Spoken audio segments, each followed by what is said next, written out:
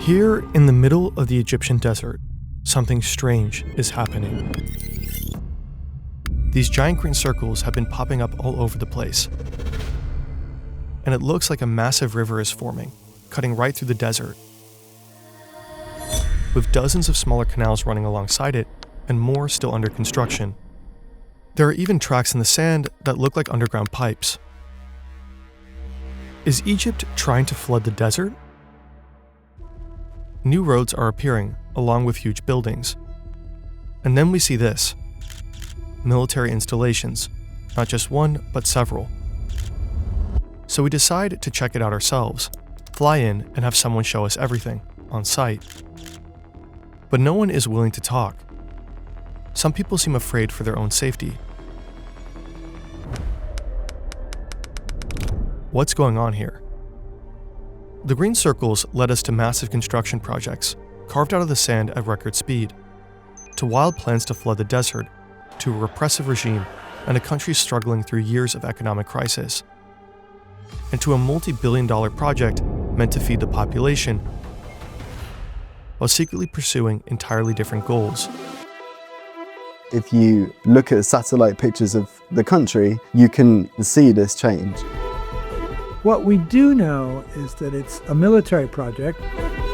It's quite fascinating to see the colour of a country change. Their census itself shows you that it's not working. It's off budget, it's a black box.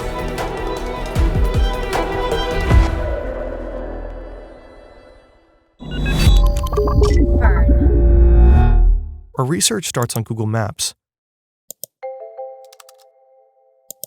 We find the green circles all over Egypt, including here in the middle of the desert. They don't look that big at first, but when you zoom in, you realize these circles must be hundreds of meters wide. A little to the left, you can already see the outlines of the next circles etched into the sand. We head to the NASA website and pull up some before and after satellite images. Most of these circles seem to have appeared within the last 10 years. The description below the images mentions the name for this area, the New Delta. The New Delta is a massive agricultural project run by the Egyptian government. It's meant to achieve several official goals: boost farming, reduce Egypt's dependency on food imports, create jobs, and improve the country's overall food supply. To do that, the project wants to transform almost 10,000 square kilometers of barren wasteland into fertile farmland. Traditionally, farming in Egypt has mostly happened here, along the narrow strip of the Nile and up here in the Nile Delta, right on the Mediterranean coast. Since nearly the entire country is desert, only around 4% of its land can actually be used for agriculture. That's a tiny percentage compared to the other countries. Egypt is home to 116 million people, more than any other country in the Arab world. By 2050, it's expected to reach 175 million. The vast majority lives on this tiny sliver of land. It's one of the most densely populated regions on the planet. Here, people, farms, and factories are all competing for the scarce land near the water. Housing demand keeps rising, forcing farmland to be converted into residential areas. The New Delta could change that in one stroke. According to a state-run newspaper, Egypt could expand its arable land by nearly a quarter. And the country could certainly use it. Food security in Egypt has been tight for years. 8.5% of the population are undernourished, according to the Global Hunger Index. 1 in 5 children suffer from stunted growth due to malnutrition. Many staple foods, especially wheat, have to be imported. In 2021, about 80% of Egypt's wheat imports came from just 2 countries, Russia and Ukraine. At the time, that heavy dependence was already a problem for the Egyptian government. A year later, Russia invaded. Wheat shipments grinded to a halt, and the country's already fragile food situation spiraled even further. Egypt hopes to fix this by massively boosting its own agriculture, especially in the New Delta. We want to know how the project is doing, but our online research quickly hits a dead end. So we decide to fly there ourselves and see the sudden greeting of the desert. We start making plans. But soon we realize it's not going to be that simple. The moment people hear we want to shoot, they start backing out one by one. They say it's too risky. One expert admits he's worried about his personal safety. We try everything, but no one will talk to us. We end up reaching out to a good friend in Egypt to see if he can help. Indeed, it's a bit tricky to discuss critically in Egypt, especially if it's something government-funded, of course. That could explain why nobody wants to speak on the record. The New Delta project isn't run by some random company or even a government department. It's being pushed by the military.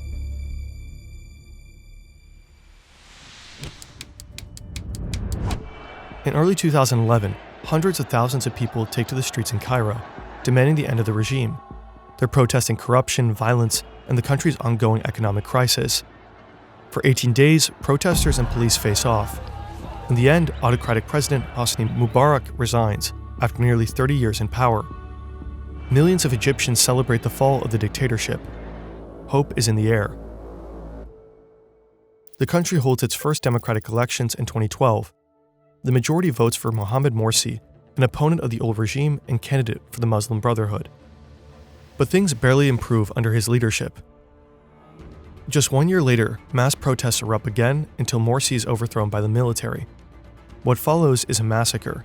According to Human Rights Watch, soldiers kill over 1,000 demonstrators during the brutal crackdown on pro-Morsi protest camps. The man behind the coup is General Abdel Fattah el-Sisi. He officially runs for office in 2014, facing off against a token opponent. He ends up winning by a landslide, securing around 97% of the votes. Independent observers suspect the election might have been rigged. The new president promises stability, security, and economic growth. But that quiet hope is quickly shattered.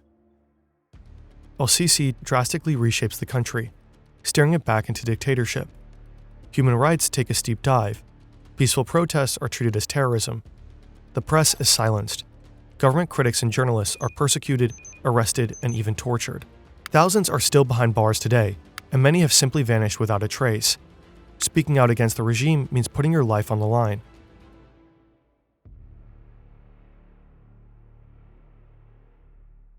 The same regime also has its hands on the New Delta, just like on virtually every public construction project.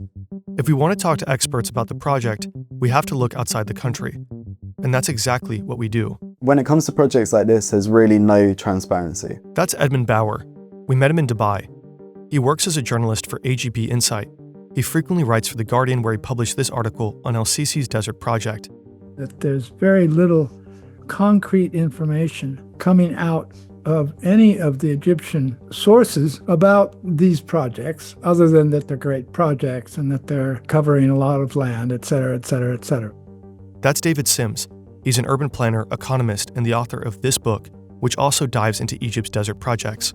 They say that the New Delta isn't the first mega project of its kind. You could say it probably has to do with a certain imagery of pioneer spirit. We can conquer the desert. This has been around for a long time. Over the past 100 years, there have been multiple proposals and concrete plans to flood the desert. During massive undertakings like Egypt's New Delta project, teams have to stay perfectly aligned to make progress. But in meetings, ideas can fly by too fast to capture, miss a few key points, and suddenly decisions get delayed, actions slip through, and the whole team pays the price. That's where Plod comes in. Plod Note Pro is like your own meeting secretary. With one click, it captures everything, with crystal clear audio, noise reduction, and up to 50 hours non-stop. No dead phone battery, no storage panic, no interruptions. The app syncs seamlessly. Take a picture, tap a highlight button to mark key moments, and Plod turns everything into accurate transcripts with clear speaker labels, smart summaries, and actionable to-dos. With Ask Plod, you can pull out takeaways, brainstorm ideas, or quickly search across all your meeting notes. Your data stays safe thanks to end-to-end encryption. Your ideas are too valuable to lose. Try Plod Note Pro or check out Note for smaller meetings and NotePin for a more wearable option. Click the link in the description or scan the QR and use code FERN20 at checkout for 20% off. This is the Qattara Depression, a natural lowland right in the middle of the desert. Parts of it lie as much as 133 meters below sea level. At the start of the 20th century, people come up with the idea of flooding the depression to create a massive lake, roughly the size of Lake Ontario, not for farming, but for power generation. In 1926, a British geologist lays out a detailed plan. He proposes digging tunnels from the Mediterranean so seawater can flow into the depression. The desert heat would then evaporate the water at the same rate that new water flows in, creating a continuous cycle. Turbines installed in the tunnels would then harness that flow to constantly generate electricity.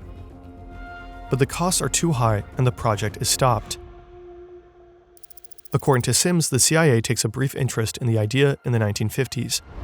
Then, in the 1970s, a German hydraulic engineer revisits the plans. He proposes detonating 213 nuclear bombs to blow up the entire stretch between the depression and the sea. No tunnels needed. The seawater would simply flow into the depression through a natural river. Most recently, in 2023, an Egyptian consulting firm was hired to conduct a feasibility study. But the Qatar project remains a pipe dream to this day. The costs are astronomical. No one knows if it's really doable, and there's a serious risk of salting the groundwater in the process. And those are just a few of the many concerns. In the 1960s, then-President Gamal Abdel Nasser lays the groundwork for the Tushka project, a plan to reclaim a huge stretch of desert in the south for farming, industry, and housing. The project is later revived and expanded under President Mubarak in the 1990s. The idea is to tap man-made Lake Nasser and pump water into new canals to irrigate farmland. Tushka is in the way in the south. For years was touted as reclaiming 500,000 or 1 million acres of land, and it's going to have an enormous population. Tushka was pitched as the solution to Egypt's demographic and economic problems. And that was in around the year 2000, 2004. And then it finally appeared that almost none of it was ever done. Recent satellite images do show some scattered fields, but the promised megacities are nowhere to be seen. And yet, even today, the government keeps clinging to the plans. It shows, if nothing else, how difficult these projects are and how big the potential is for waste, not just of money. Then there's the Sinai project, announced in the late 90s. Once again, huge desert areas were supposed to be reclaimed for agriculture and irrigated by a new canal. It was called the El Salam Canal. Part of the canal was actually built and put to use, but most of the project never materialized. There were countless potential problems, from soil salinization and water pollution to coastal areas being eroded by the sea. So it looks like every one of Egypt's rulers has to have these mega projects to anchor his success and popularity. But save for a few exceptions, most of these projects fail. The New Delta project is another attempt to revitalize the city, open up land for crops and communities, and make the country more independent. Will it work this time? To grow anything here, you obviously need water. Lots of it. The project draws from multiple sources: groundwater, polluted water from this lake near Alexandria, and most importantly, the country's lifeline, the Nile. The plans include several canals. One of the few sources of information is Google Earth. Thank God for Google Earth, because it shows the reality, at least you can see. The first canal runs here. It channels Nile water from the so-called Rosetta Branch and stretches about 42 kilometers to the eastern limits of the New Delta. You can see several smaller canals shaking across the sand. Some are still under construction and supposed to carry the water deeper into the desert. The second large canal is even more impressive and about 114 kilometers long. It carries a supposed 3.5 billion cubic meters of water each year, starting at another canal up here and cutting straight across the desert. The water moves both above and below ground, from station to station. But it doesn't just flow downhill on its own. In some places, it has to be pumped over 100 meters up. They're taking it off the Nile at an altitude of 16 meters, and they have to pump that up to 120 or 130 meters. Pumping stations like this one push the water through the waterways, guiding it here to the beating heart of the New Delta, Al Hamad, the largest wastewater treatment plant in the world. Built in just 2 years, it was completed by June 2023 and sprawls across 320,000 square meters. At the front, 15 massive basins sit side by side. They take in polluted industrial and agricultural wastewater and send it to these 3 treatment plants. The plant can purify up to 7.5 million cubic meters of wastewater per day. That's enough to cover the daily water needs of 24 million people in the US. But the New Delta taps another water source besides rivers and lakes.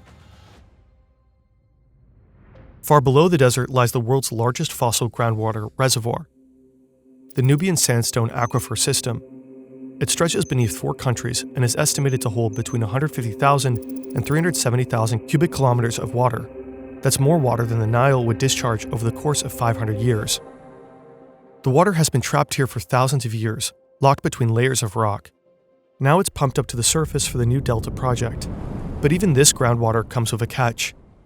When we talk about the aquifer, it's tempting to think of it as a big tank of water sitting under the country. You can put a straw in it and water comes out. That's not what this is. No one knows just how much of the water down there can actually be used. And Bauer says that the deeper you go, the saltier the water gets.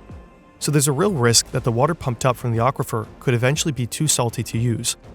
And while the reservoir may be huge, it's still finite. It's not sustainable. You're dealing with water which probably isn't replenished. The water from all these sources flow through underground pipelines, out to the cultivation areas, and that's where they appear, the green circles. Their shape comes from center pivot irrigation systems. Water sprinklers sweep across the fields like the hands of a clock. You'll find these systems all over the world, in Saudi Arabia, Qatar, and even the US. Thanks to them, people can grow corn, peanuts, potatoes, and even wheat right in the middle of the desert. Wheat in particular uses a huge amount of water. It's better than just flood irrigation, but it's not very efficient water-wise. In other words, you're going to need a lot of water. The soil has to play along too. Sure, you can grow wheat on dry land, but the desert soil in the new delta is far less fertile than the rich riverbanks along the Nile. These land reclamation projects in the desert usually only have one crop a year. It's too hot, so they only get one crop a year, whereas in the old lands, you get 2 and 3 crops a year. To boost yields, farmers use special fertilizers and pesticides. They can be mixed directly into the irrigation water. The Egyptian government claims it's sustainably developing these areas for agriculture, but Edmund Bauer disagrees. If you look at pictures from above, what you'll see circles of green, which are surrounded by land which is quite clearly still desert. And in fact, under the topsoil in which crops are being grown, it is still desert. And in fact, if you take away the central pivot systems that are irrigating these circles, it will go back to being desert. Nothing has changed. You can already guess from satellite images where new fields are planned. It gives you a sense of just how massive the new delta is planned to be. The project is overseen by a government agency that reports directly to the Egyptian Air Force. As for how much it really costs is anyone's guess. It's a black box. We don't know how much money has gone into it, and we don't know how much money is coming out, and we don't know where that money is necessarily going. Running agriculture in the middle of the desert doesn't come cheap. You need processing plants, warehouses, a network of roads and cold storage units, grain silos, and artificial rivers. According to The Guardian, the longest canal alone costs around $5 billion. The water treatment plant wasn't exactly a bargain either. Then there's the cost of pumping up the groundwater, and in some places the water from the Nile has to be lifted over 100 meters. So this is going to be very expensive. As a matter of fact, some of the earlier studies of Egypt's agricultural potential in the desert sort of came to the conclusion that if you have to lift the water more than 30 meters, it's uneconomic. You cannot grow things with a value that will cover the cost of the energy needed to lift it. In 2021, the new Delta project was presented with a budget of roughly $10.2 billion. But by May 2025, inauguration of the wheat harvest season, President el-Sisi said that the infrastructure alone would cost somewhere between $9 and $13 billion. In terms of the finances of New Delta, we really have to go on the bits and pieces that get released to us in speeches, in press statements. We have to sort of take them at face value because there isn't clear records being produced. The new Delta project was pitched as Egypt's answer to its food insecurity. But what has it actually changed so far? Now, in one sense, this has been so far a successful project in the fact that you can see crops coming out of it. But much of the harvest never ends up on Egyptians' plates. It's exported. By all accounts, money has been made off of this project, and you can see that, if nothing else, the export figures, the agricultural export figures. According to the government, Egypt now exports more than 400 different agricultural products to over 160 countries. In 2023 alone, a record 7.5 million tons of produce left the country, bringing $8.8 million in revenue. Top sellers are fruits, vegetables, and nuts. Egypt is increasingly focusing on high-value export crops, and the new delta plays a central role in that strategy. The focus seems to be, and Sisi has more or less said this himself, why would we grow wheat, for example, which we're not going to be competitive in, which you need a lot of water and you need a lot of land, whereas we can grow other crops, citrus crops, for example, we can export them for much more money, and then we can use that money to import wheat. That's what most countries that are in this kind of situation would do. So you export high value and then you import the wheat, which is what they've always done. Egypt wants to position itself as a major exporting nation and a key player in Africa. It also aims to build a global hub for the supply and storage of grains to become more resilient to future food crises. But the revenue coming from these multi-billion-dollar projects don't seem to reach ordinary Egyptians. Their lives barely improved at all. 2/3 of the population live at or below the poverty line. Food security remains fragile too. Egypt's state coffers are empty. The currency has taken a massive hit in recent years, and the country is drowning in debt. Bauer says most of the money from New Delta ends up flowing back into the state. And one thing that they've consistently invested in is weapons. Egypt has got a war on its southern border. There's a civil war in Sudan. There is a war in Gaza on its eastern border. There has been violence to the west. So you can make a good case for buying weapons and investing in defense. The New Delta project devours massive resources. It's not really sustainable, extremely expensive, and nowhere near delivering the promised food security. If you're looking at producing food to feed the country, it will be difficult to do based on using these projects. It's a difficult place to grow wheat. It's a difficult place to grow rice. So there's a very strong case to be made that Egypt will be reliant on food imports for the long run and can start looking at other ways to secure those routes and to secure that supply chain. Maybe the real value of these mega projects is not about food at all. They generate headlines and distract from the country's real problems. The regime of President Abdel Fattah el-Sisi gets to present itself as a capable and proactive. Because you can make an announcement, you can give an artist's rendition of what this project will look like. You can very quickly claim credit for something, and then hopefully you'll be able to follow through and build it. And you have this large thing that you can unveil. On the surface, it looks like a great answer to lots of intractable problems to do with the growing population and poverty that would be difficult to address in other ways. It's clear why it would be more tempting to go down the route of unveiling new large-scale projects rather than something which would be more of a systemic approach to a problem and more building institutions. Earlier this year, the government just unveiled its latest mega project, Jirian City, a brand new city rising out of the desert. In just 5 years, is expected to feature luxury apartments, a yacht harbor, skyscrapers of up to 80 stories, and a free economic zone. Jirian is meant to attract tourists, create new jobs, and pour money into state projects. The era of desert mega projects seems far from over. That's the future, and the government has decided they're all going to go to the desert. In February 2022, Ethiopia completed a massive gravity dam in the south of its national territory. Its walls reach up as high as the pyramids of Giza, holding back the waters of the Blue Nile, the Nile's most important tributary. Ethiopia plans to double its current energy production, thanks to the dam. What marks a milestone for Ethiopia sparks panic downstream. Egypt and Sudan fear they'll receive far less water in the future. That kind of control gives Ethiopia a powerful bargaining chip. The Egyptian government calls the dam an existential threat. Relations between the two countries are tense. The Nile remains Egypt's lifeline. It has to keep flowing for Cairo's ambitious plans to stand even a remote chance. And with them, any hope for a stable food supply. In the end, the dream of greening the desert hinges on a single precious resource: water.